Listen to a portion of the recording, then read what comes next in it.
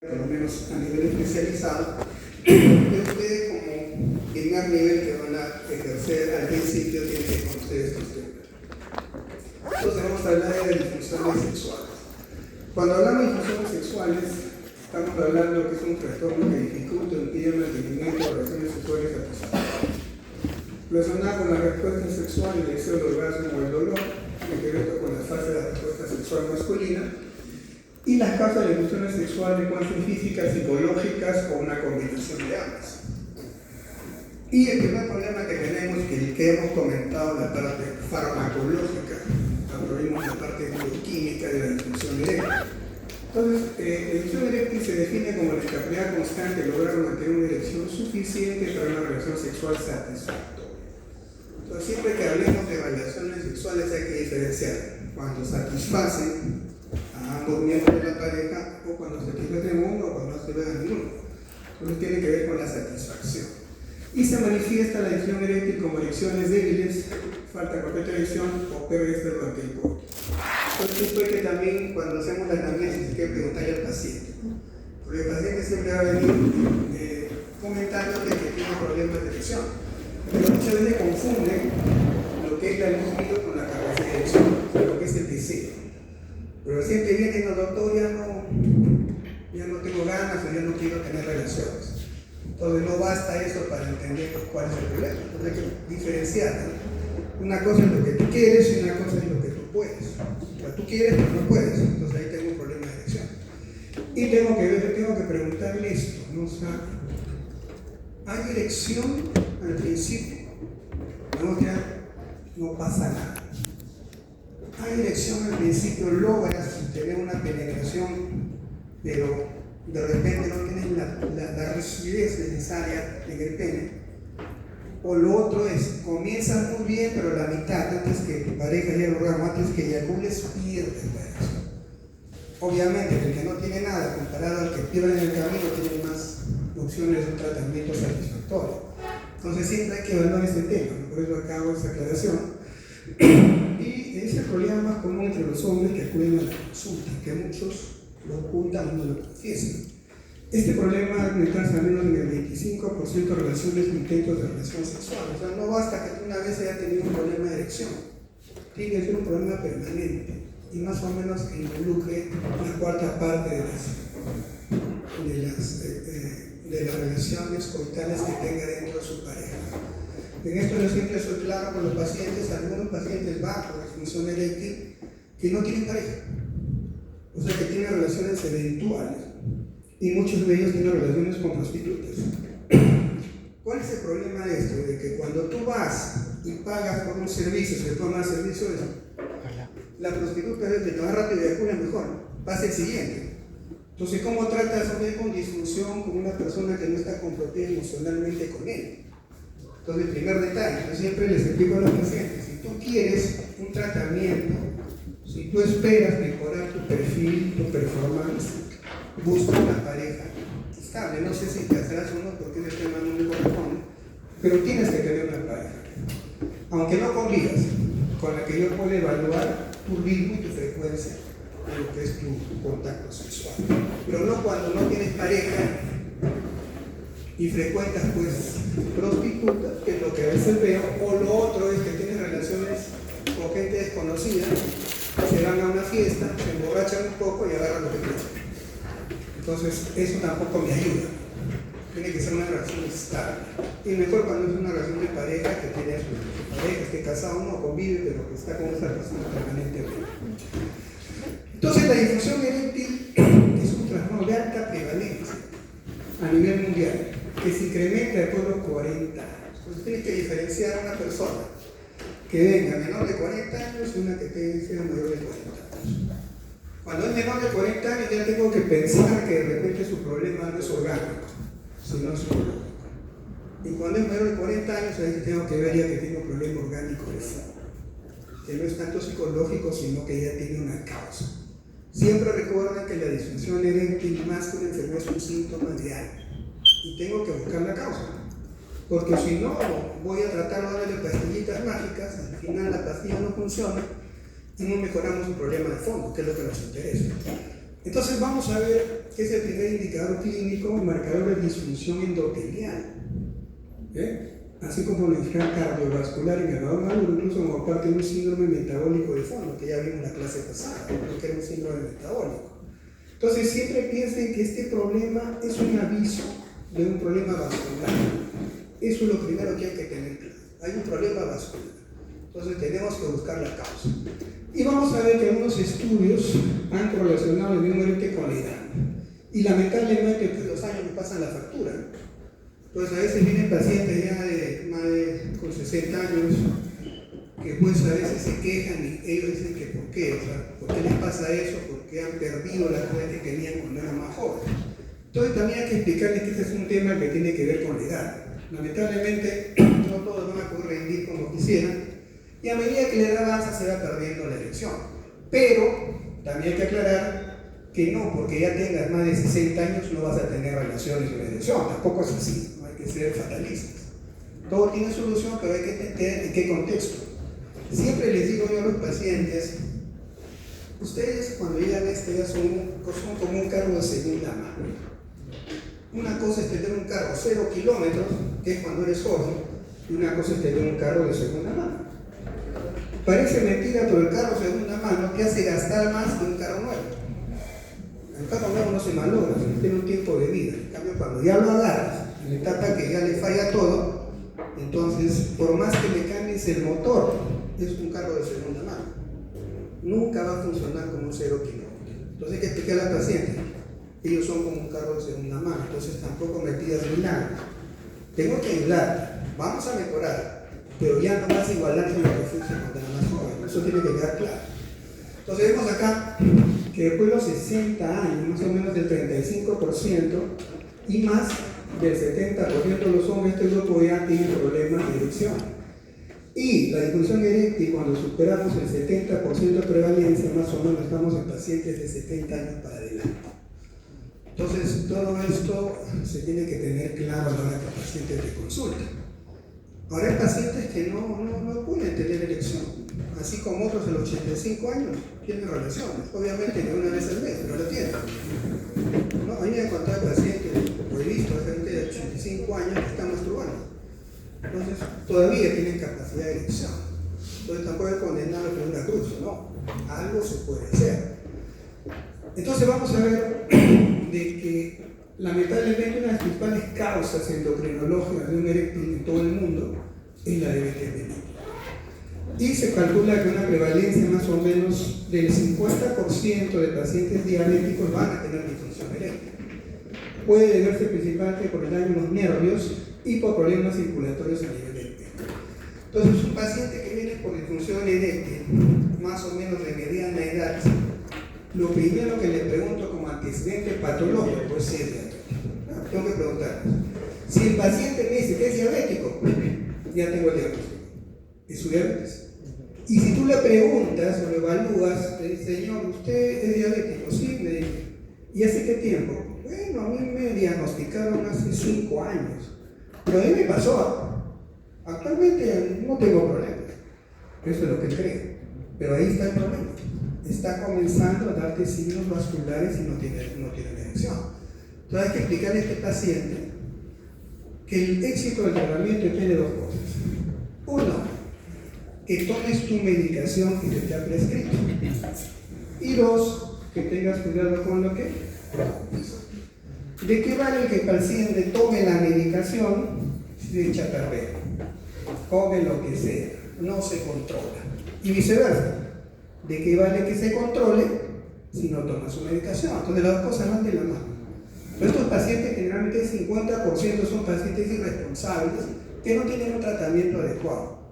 Entonces, tampoco vamos a lograr mejoras si este paciente no entiende ese tema. Y lo otro que ya les dije, ¿no? Lo que es el síndrome metabólico, ¿no? Entonces, todos estos elementos tienen que ver con la causa de la disfunción eréctil.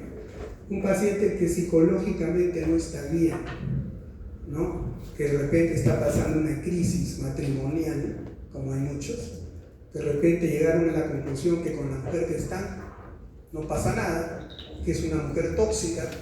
Entonces, obviamente, eso le produce una depresión. le produce una insatisfacción. Vienen pacientes que tienen este problema. Y lo otro, problema de dislipidemia, ¿no? Pacientes que están volando en triglicéridos, en colesterol, o pacientes hipertensos, ¿no? Que no tienen un tratamiento adecuado. Entonces siempre es bueno que la hipertensión, al tener la presión elevada sobre los vasos sanguíneos, el vaso sanguíneo se tiende a defender de la presión alta. Y eso hace vasoconstricción. Y hemos dicho que la erección es un fenómeno de vasodilatación.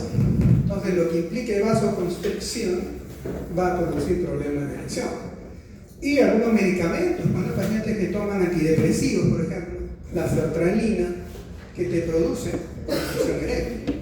O pacientes que son psiquiátricos y usan antipsicóticos y producen disfunción eréctil. Entonces tengo que saber qué medicamentos este paciente pueden estar combatiendo su problema. Yo tuve un paciente así en Chaclacayo joven, le leo a ustedes que tenía disfunción, pero el tipo le habían diagnosticado la esquizofrenia, ¿no? Y tomaba antipsicóticos. Entonces le expliqué que mientras toma esos medicamentos no lo va a poder hacer, tiene que priorizar su problema psiquiátrico. Entonces hay que explicarle, ¿no? Porque tampoco es que él vaya a tomar medicamentos y debe fosfodiesterasa para mejorar su erección, porque tiene un medicamento que le está bloqueando. Y lo otro, los que son fumadores, los que son borrachos, van a tener problemas con esto. Y de hecho hay un montón, ¿eh? Yo en el hospital tengo 3 médicos que son alcohólicos, médicos, y alcohólicos convictos y confesos, que a veces escapan del hospital para tomar. Tengo uno que ya es la muerte, ya se jubila el próximo año, este año se jubila, es un ginecólogo. Llega, marca y desaparece. Y viene a marcar a las 8, ya con signos etílicos, firma y se va. Ya lo conocen, nadie ya dice nada porque es un caso común. Entonces, esto del alcoholismo es un problema. Y si nosotros como médicos caemos en eso, estamos dando una idea del perfil que tenemos. Entonces, siempre mucho cuidado con eso. Ya sobre todo en gente que, bueno, no tiene una fe como la mía de ustedes, tienen este problema. Y algunos comienzan a debutar ya cuando terminan la carrera y ya tienen una vida social. Siempre recuerden que así como somos la punta de la pirámide, así como debemos de nosotros pilotear un centro de salud, siempre la gente alrededor nos ve como el doctor. ¿Y qué significa que es el doctor? Si estás en un pueblo pequeño, cada fiesta que haya te van a invitar. Cada desfile que haya te van a parar ahí con la cara. Cada 15 años la gente más pudiente te van a invitar. Y la vida social está. Y el provincia es el peor. Entonces muchos se van a corromper en el segundo, por ejemplo, en el pasado. Claro, nunca exageré la nota, pero me pasó. Yo volvería. Todas esas cosas hay que controlarlas. Ahora, cero alcohol. Porque primero soy médico y segundo porque sé que eso me afecta el cerebro y tengo una convicción de lo que quiero hacer. Y más si creo en Dios, con razón. ¿Escuchando o estás escuchando bien? Rápido, no, porque me interrumpo. Mencionaste la sertralina. Los antidepresivos. Claro, pero en la clase anterior vimos que la sertralina retarda la erección. O sea, prácticamente alarga, pero no permite. Algo así. Porque vimos que la central retardaba la erección, mantenía la erección. Claro, el tema es de que te produce algunos beneficios, pero en otros casos te produce efectos contrarios. Y son todos los antidepresivos, los relajantes musculares, también, o sea, hay relajantes musculares como la ciclobenzaprina. Te relaja el músculo liso, así como te relaja la musculatura. Tienes una contractura muscular, tomas un relajante, pero acá abajo, porque el cuerpo cavernoso que es el músculo liso, entonces también te produce. Hay una serie de medicamentos que deberíamos tenerlos ahí presentes cuando hablamos a nuestros pacientes. Mire, siempre ustedes tengan al costado lo que yo le llamo mataburro. ¿Qué significa? Yo no voy a recordarte los 50 medicamentos. Algunos médicos van a los pacientes y dicen, doctor, ¿y qué? Por ejemplo, un paciente con falla renal. Ustedes saben que tiene falla renal crónica, no le puedes dar cualquier medicamento. Uno, porque no depura bien, lo puedes intoxicar. si le das dosis plenas. Y dos, que puedes dañar el riñón. Entonces, ¿qué medicamento no le daría yo a un paciente con falla renal? Si usted hace farmacología, ¿verdad? ¿Qué no le daría? ¿Cuál está contraindicado si es renal crónico en un paciente? Rifampicina. Rifampicina. Los aminoglucosa, la medicina, eso no le va a dar, porque son nefrotóxicos y este tiene una falla renal. Pero son una gama de medicamentos. Entonces, lo que yo hago, porque yo no trato falla renal, eso lo ve el nefrólogo, pero sí lo diagnostico. Lo hago porque el paciente viene por ese problema. Entonces, yo tengo ahí, le digo, miren señores, siempre trato de ser didáctico en todo. Con mis pacientes, yo les explico, me demoro un poco, pero les explico la fisiopatología. Les digo esto es por esto, por esto, por esto. Tus exámenes dicen esto, esto, esto. Por eso tu diagnóstico es esto.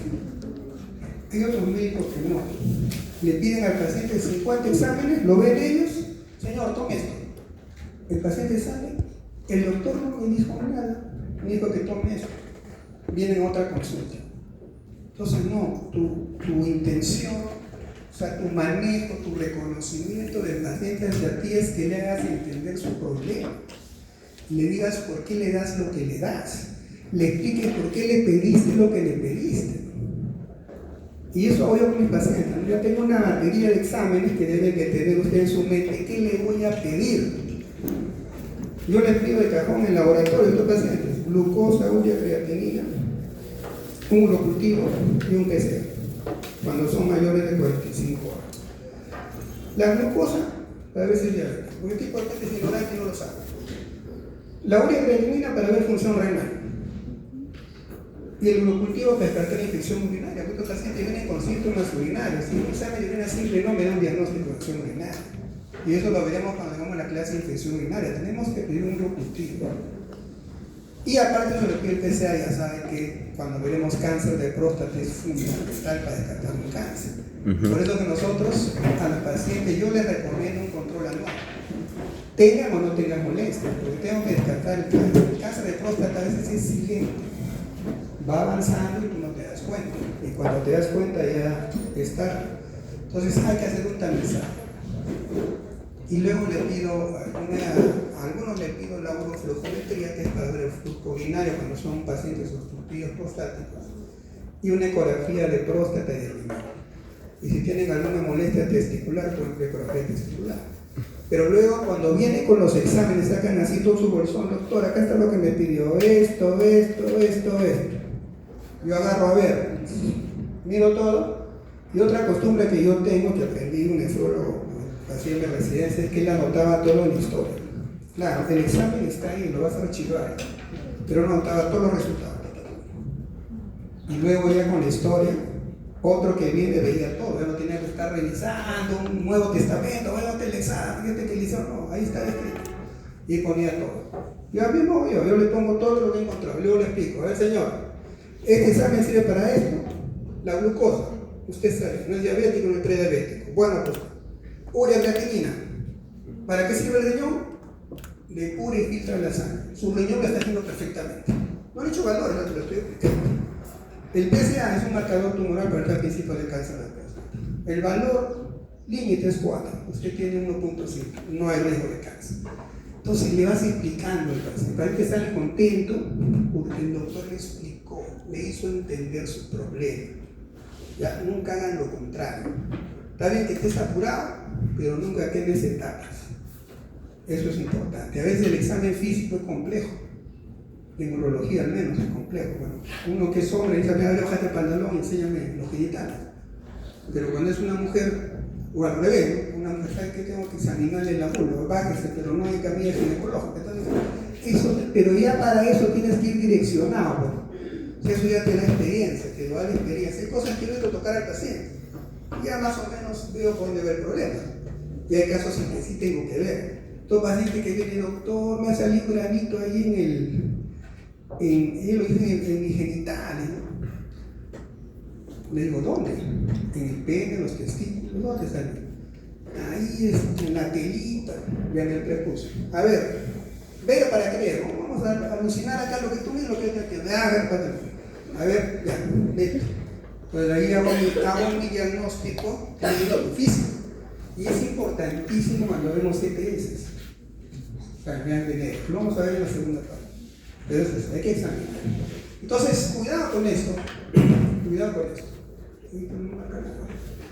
Miren, generalmente ya después de los 45 años, 40 años, comienza el síndrome metabólico. ¿Y que tiene que ver con lo que está acá? Comienza a aumentar la presión, comienza a aumentar los triglicéridos, la glucosa ya comienza a subir, estamos hablando de la prediabetes, de más de 120, ya tiene un porcentaje de diabetes. Y vamos a ver que la cintura abdominal comienza a crecer, ¿no? La típica panza chilera que es, ¿no? Viene el paciente más que obeso, viene con una panzota.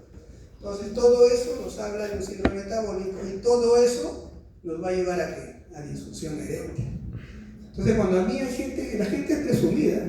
Yo tengo amigos de mi promoción, bueno, del colegio, porque en la universidad que hacen los sectores son muy borrachos, pero de mi promoción sí, porque yo estuve en el colegio Miraflores. Nos encontramos cada 15 días de una pichada. Y todos están pues así, gordos, algunos con la boca camina. Pero ellos presumen que en la cama son rosaces, lo cual a mí me causa gracia, ¿no? Porque que lo veo, sé que este problema es impotente, sé que este compadre es así, pero no lo van a decir, van a presumir. Entonces, pero yo cuando veo esto, yo digo, no, es que tiene problemas, no lo va a confesar. O algunos creen que no, ya es normal, ¿no? Ya tengo 60 años, ya es normal, ¿no? Pero no es normal, sino que tienes un problema de fondo que tienes que corregir. ¿Me dejo entender? Esa es la idea. Esto preguntaron en el MIR el 2008. La pregunta decía, ¿cuál cree usted que es el trastorno endocrino que provoca mayor prevalencia de disfunción eréctil? Síndrome metabólico. ¿Cuál es la respuesta? Diabetes. Ya se ganaron un punto en el MIR. Pueden hacerse pelea en España.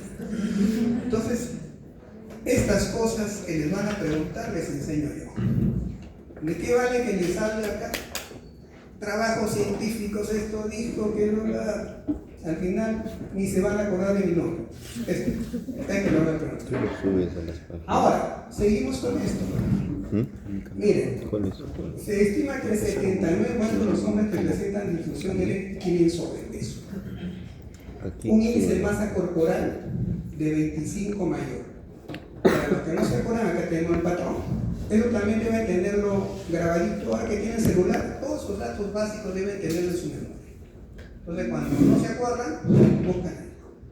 Mira, 25 para arriba estamos en sobrepeso.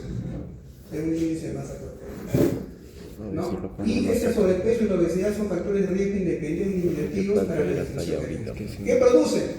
Daño vascular, desequilibrios hormonales, menos testosterona, más estrógeno. Vamos al otro lado. La testosterona es fundamental para un varón. De eso dependemos. Los estrógenos son fundamentales para una mujer. Pero acá se invierten las cosas, ¿verdad? O sea, el sobrepeso te lleva al extremo. Más estrógeno que testosterona. Y aparte de eso, con esa resistencia de la insulina, o sea, comienzan tus problemas de diabetes. Y factores psicológicos como tu autoestima. Pues el paciente gordito generalmente es el más, ¿no? Bueno, yo tengo un colega que es el más jovial, el más chistoso, el más peñero. Pero ese peñero ya tiene problemas de índice de masa corporal, son obesos. Entonces yo voy viendo ya por ahí que tiene un problema. Entonces comenzamos nosotros a hacer prediabetes. Parece que viene con 110, 105, ya hay que alertar. Tú estás a punto de ser diabético. Y si eres diabético, vas a tener problemas. Así que o te corriges ahora, o luego no te lamentes.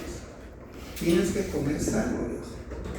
Menos azúcar, quita la gaseosita, quita el chocolate, quita la galletita, los dulces, los postres, qué rico, ¿no? Una tortita. Eso te ha producido el diabético. Entonces, este problema es real y se va a dar. Entonces hay que tener cuidado con eso. Miren, tener un índice de masa corporal de 25 a 30, que es solo sobrepeso, miren acá el esquema, te produce 1.5 más riesgo de disfunción eréctil. Y lo otro, si tiene más de 30, estamos hablando de una obesidad grado 1, 3 veces mayor de enfermedad. Entonces, muchachos, desde ahora no suban de peso, no engorden. Siempre controlen su peso, no coman cochinadas, hagan ejercicio, porque la vida del médico te va a llevar al sedentarismo. Estás sentado estudiando con tu computadora y comiendo al costado, ¿no?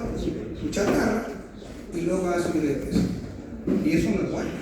Si de joven estás así, ya la soledad. Entonces hay que tener cuidado con eso. Este es el consejo para que ustedes puedan evitar.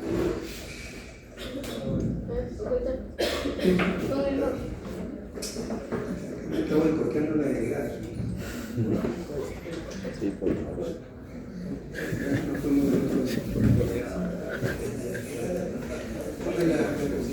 Eso es del año pasado. No, del año pasado. Estaba de ayer.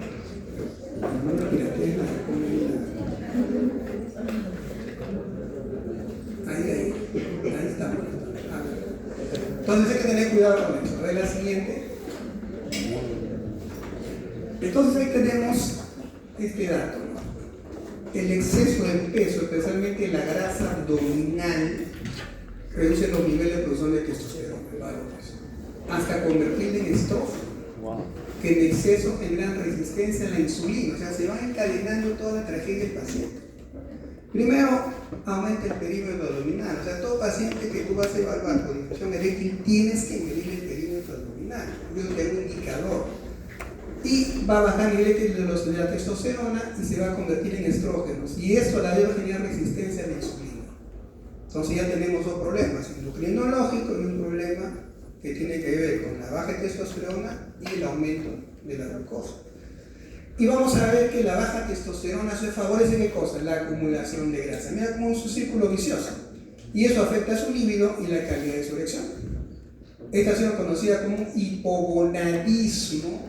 Miren, el hipogonadismo, o sea, el testículo ya no funciona bien asociado a la obesidad.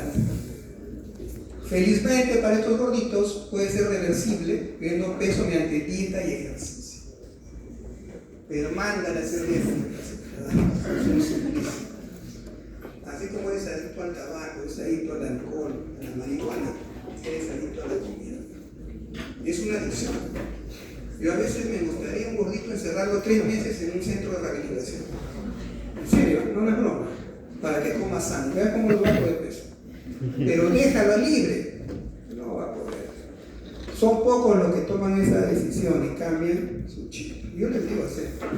Si tú quieres mejorar, hijo, tienes que cambiar tu chip. Tienes que bajar de peso. ¿Qué implica?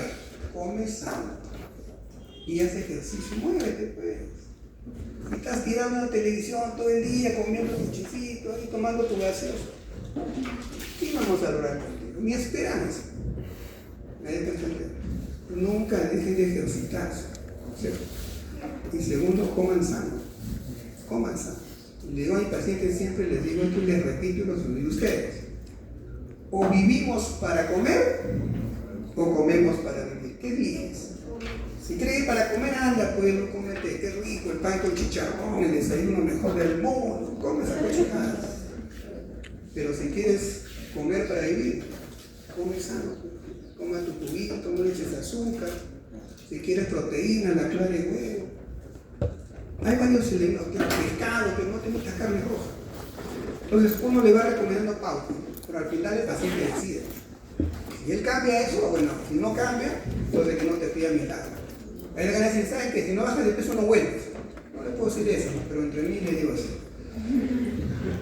Y ahí está, miren, la clave radica, como vimos anteriormente, la presencia del óxido nítrico. Hemos visto que es un vasodilatador fundamental. Y los obesos tienden a producir menos óxido nítrico, debido a una disfunción endotelial, entendida como una alteración de la capa más interna de los vasos sanguíneos.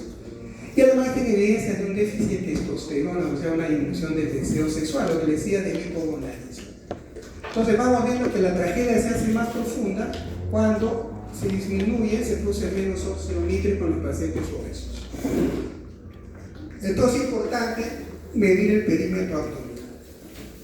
Entonces acá vemos que eso es más, el perímetro abdominal, es una pregunta de examen por si acaso, es un indicador más sensible al cardiovascular que el índice de masa corporal, el perímetro abdominal. Y vamos a ver que en función a la localización del exceso de grasa, tienen dos tipos de obesidad, hay que tener claro eso, la llamada periférica y la central. La periférica es cuando el exceso de grasa está situado en glúteos, muslos y brazos. Es el gordito que tiene los brazos anchos, las piernas anchas y la panza. Ese es un tipo periférico. Y el central no, el central tiene exceso de grasa en el abdomen, en la panza chelera. El pelotero que juega una vez a la semana, se tira su partido y se le puede el fulbito, full vaso. Y una panzota que le hace.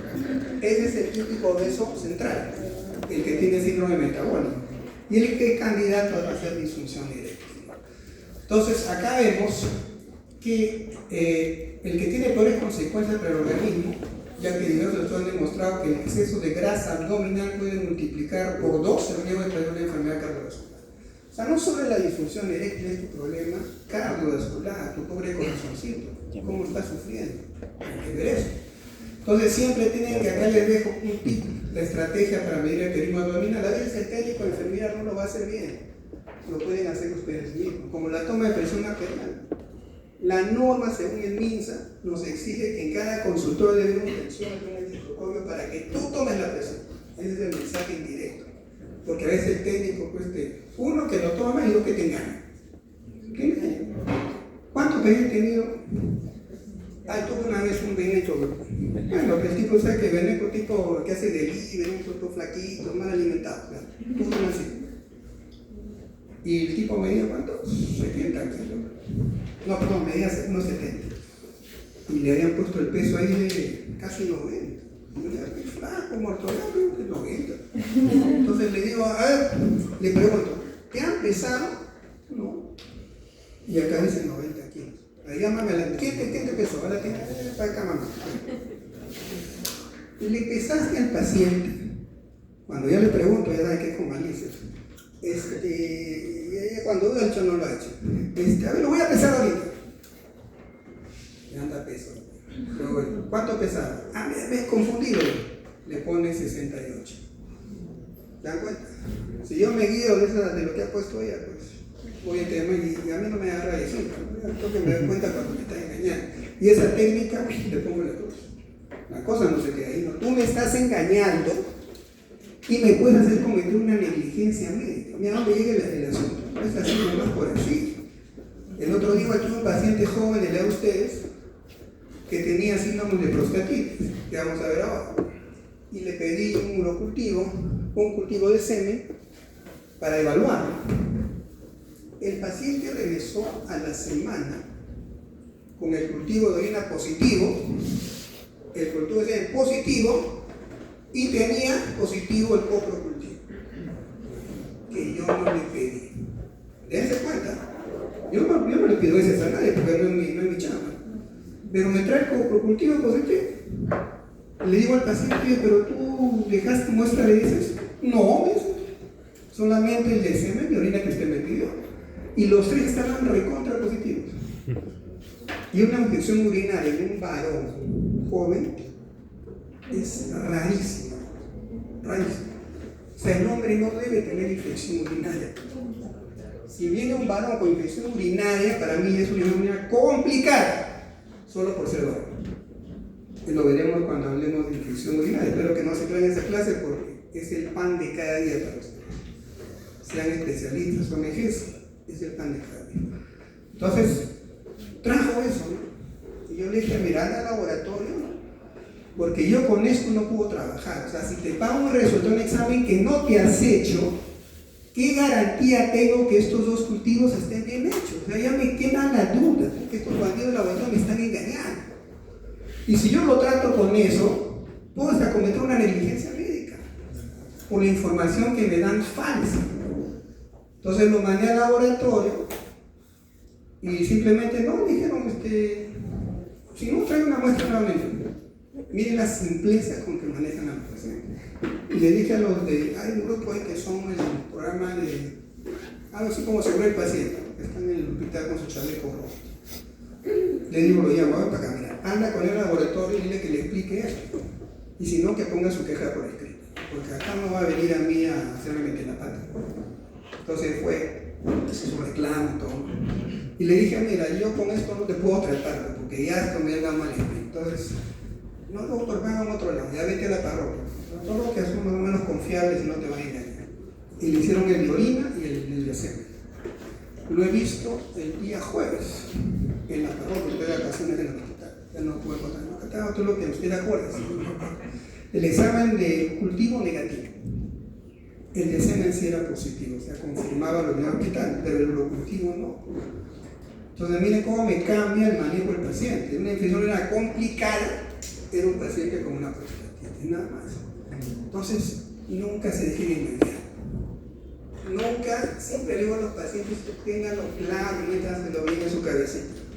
Nosotros no tratamos exámenes médicos, ¿ya? Porque muchas mujeres postmenopáusicas me traen cultivos positivos de orina. Y el ego, o sea, que no conoce, le dirá, usted tiene infección urinaria, le bombardea, le mete 5 gentamicinas, una diaria. Y luego vuelve la paciente, y el cultivo limpio, luego le han hecho antibióticos, ¿no? Y dentro de su cabeza mejoró. Y le digo, me dice la paciente, yo sufro de infecciones urinarias a repetición. ¿Por qué vienes? Porque tengo infección urinaria. Yo le digo, a mí me hace tu diagnóstico. Yo no te pregunto tu diagnóstico, trátate pues. ¿Cuáles son tus molestias? No tu diagnóstico. Doctor, mire, siempre me duele acá. Eso es infección urinaria. Y el ego le ha tratado con infección urinaria y ella mejoró. Mira cómo es la parte del placebo. O sea, el médico dice, ponte esta ampolla, vas a mejorar. Y se pone la ampolla y psicológicamente se siente mejor. Cuando la ampolla no le echan ni cosquilla. Pero es así. El paciente llega donde dice, doctor, estoy mal, pero por favor recéteme ampolla. Tienes una prostatitis, el tratamiento mínimo son 6 semanas. ¿Te vas a clavar una ampolla 6 semanas? No, que no me pidas estupideces. ¿Cómo te pone una ampolla 6 semanas? O sea, hay que hacerle entender que desazonarlo al paciente. Porque si no, él no te puede dirigir lo que tú debes ver. Igual, un urocultivo no me da el diagnóstico. Y eso lo veremos cuando veamos infecciones. Yo trato urocultivos, yo trato pacientes. Y le pregunto, señora, usted, a ver, tiene un urocultivo positivo. ¿Qué síntomas tiene? Tengo que tener claro la teoría de la cistitis, que es lo primero. Le pregunto, no lo voy a decir ahora, pero lo voy a decir en la clase. Si tiene esos síntomas, has tenido una infección. Si no has tenido eso, pídate. No has tenido infección, no has tenido por qué tratarte. No te voy a dar ni un medicamento, porque esto no es infección urinaria. Y le explico. Tienes una bacteriuria asintomática. Y veremos en la clase cuándo se trata. Entonces, importancia, no se pierda la clase, no se duerman porque no van a entender y eso es vital para el inicio del médico. Bueno, seguimos. Entonces, miren acá, el síndrome metabólico deteriora la calidad de los hombres. Miren aquí nada más la diferencia entre un perímetro menor de 90 centímetros, uno entre 90 y 91 y uno más de 100. La difusión eréctil, el que tiene menos de 90, alcanza 32 casos y el que es más de 100, 75 casos son pacientes entrevistados. El que tiene menos de 90, solamente miren acá, problema coronario, 8 pacientes. El que tiene más de 100, 29 pacientes. Entonces, ¿cómo se va incrementando el riesgo cuando el paciente aumenta la circunferencia abdominal? Y no olviden, lo vuelvo a recalcar, ¿quiénes son los elementos del síndrome metabólico? La hipertensión arterial, la glucosa alta en la sangre, puede ser diabetes o prediabetes, niveles elevados de triglicéridos, bajos niveles del HDL, que es el buen colesterol, y exceso de grasa alrededor del abdomen. Síndrome metabólico. Lo relacionamos con disfunción eréctil. Entonces, el diagnóstico, como dice ahí, se debe realizar con una buena historia clínica que implica averiguar los aspectos sexuales y psicosociales del paciente y la exploración física, al menos evaluar el índice de masa corporal. Y el objetivo en la evaluación de los trastornos médicos subyacentes que puede tener, o sea, la causa, saber si es orgánica, psicológica o por medicamento. Entonces, ustedes deben de tener una relación. Me parece que el día que hablemos de esto le vamos a dar qué qué medicamentos, qué fármacos se asocian a la disfunción eréctil, que deben de tener ahí como mataburro, pero cuando viene el paciente, ¿qué está tomando usted, señor? Estoy tomando ciclobenzaprina. ¿Yo qué será eso? Pues, bueno, acá está, eso es la causa de su disfunción. Entonces ya te vas orientando. Y siempre recuerda, la disfunción eréctil es un síntoma más que una enfermedad. Siempre se va a buscar la condición patológica subyacente causante. Entonces, eso al paciente hay que hacerle entender. Porque todo paciente que va a la consulta con disfunción eréctil quiere que le den la pastilla mágica. Pero tiene que hacerle entender que tienes que encontrar la causa de su problema. Y eso es pedirle una batería de pruebas que son a veces dosajes endocrinológicos, hormonales, para ver qué está pasando con el paciente. Y diferenciamos la disfunción eréctil de tipo psicógena, orgánica. La psicógena es de inicio repentino, o sea, de un día para otro el paciente no tiene erección. La orgánica es de inicio gradual, poco a poco se va incrementando su problema. Y vamos a ver que en la psicógena la pérdida es inmediata y completa, o sea, acá no es que pierde la calidad de su erección, que llega a la mitad y que no, acá es completa, no hay nada de nada. El orgánico es una producción incremental. Acá es una disfunción situacional, como es un problema de repente depresivo. Aquí no, acá es una disfunción global, es todo lo que tiene que ver con el síndrome metabólico. Y aquí la presencia de erecciones nocturnas matutinas puede haber en el psicógeno. En cambio, el orgánico a veces no hay erecciones matinales, que es lo que comúnmente todo varón debería tener. Y entonces acá hay un tema que es importante, ya que ustedes están en la etapa todavía de investigación y que les piden trabajos y cosas. Este es el índice internacional de disfunción eréctil. Aquí son todas las preguntas, en un cuestionario de 15 preguntas que hace la paciente relacionadas al tema de su erección. Pero como es tan engorroso, que debería hacerse idealmente, pero es engorroso, se ha simplificado. Acá tenemos el índice de disfunción eréctil, pero con 5 preguntas. Por ejemplo, pregunta 1 dice: ¿cómo califica la confianza que tiene usted en poder mantener una erección? ¿Se siente capaz? ¿Confía en que va a lograrlo? ¿O tiene algún temor que no? Entonces le das acá una puntuación, y baja hasta que es muy alto. Entonces acá haces tú, te va a salir un puntaje, y se ve que cuando el puntaje está por encima de 22, no hay disfunción eréctil. Ya cuando está por debajo de 21, ya comienza a ver la disfunción. Entonces, solo con esto, ustedes pueden hacer un trabajo de investigación. Agarran el índice, se van a una sala de espera de pacientes urológicos o de pacientes comunes para medicina y les hacen una encuesta a todos los varones, ¿no? Y les preguntan. Y ahí les va a salir un resultado. Que se hagan más 100 pacientes, ya tienen una estadística. Ya, tu trabajo de investigación para realizar tu título. Solo eso. ¿Para qué? Acá falta investigar mucho. Las herramientas las tenemos, pero a veces no lo hacemos. Entonces ahí queda una tarea para ustedes que lo necesitan. Y bueno, ya la evaluación diagnóstica, pues siempre hay que ver lo que, si no es hipertenso, cómo están los pulsos, el peso y la talla, la circunferencia abdominal, ¿no? En algunos pacientes hay que ver si hay ginecomastia, que puede haber un hipogonadismo, hay que examinar los genitales. Cuando hay hipogonadismo, los testículos casi no se ven, el pene está medio atrófico, enfermedad como Peyronie, y también a veces es necesario hacer el examen neurológico para ver cómo están los esfínteres, tanto anal sobre todo. Y en la evaluación pues básica, por lo menos su hemograma, su glucosa, ¿no? Cómo está su hemograma, su perfil lipídico y su testosterona total. Ya para ser más acuciosos ya nos iríamos a este segundo nivel, pero para ustedes al menos esto que les pidan ya nos va a orientar qué problema tienen. Entonces, ¿cuál es el manejo? Ya hemos visto ya la fisiopatología, hemos visto la parte clínica, entonces vamos pues, a haber hecho el diagnóstico, ¿qué vamos a hacer? Entonces tenemos nosotros que los principios de manejo, ¿no? Tienen que ver sobre todo siempre pensando que esto puede ser un síntoma, una disfunción de tipo vascular, y un hombre con disfunción eréctil sin síntomas cardíacos tiene enfermedad vascular. O sea, va a venir un paciente que de repente no te va a decir que ya tiene un problema en el corazón, ¿no? Cardíaco, de repente lo ignora, pero va a venir por la disfunción eréctil. Entonces ya tiene que darte aquí una idea que este paciente debe tener de fondo un problema vascular.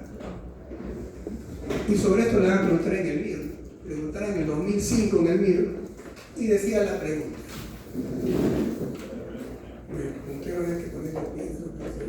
Varón de 78 años, mire la edad, sexualmente activo, que acude a nuestra consulta por impotencia o disfunción eréctil de reciente comienzo. Sus erecciones han sido progresivamente menos intensas que impedir la penetración. Primero, ¿de qué tipo de disfunción estamos hablando? ¿Psicógena o orgánica? Orgánica. Orgánica, que es progresiva, ¿no? Por la edad. Tiene antecedentes de cardiopatía isquémica e hipertensión, ¿no? Es hipertenso y ha tenido problemas coronarios. Ya ha estado tomando aspirina y atenolol desde hace años, tratamiento para la presión.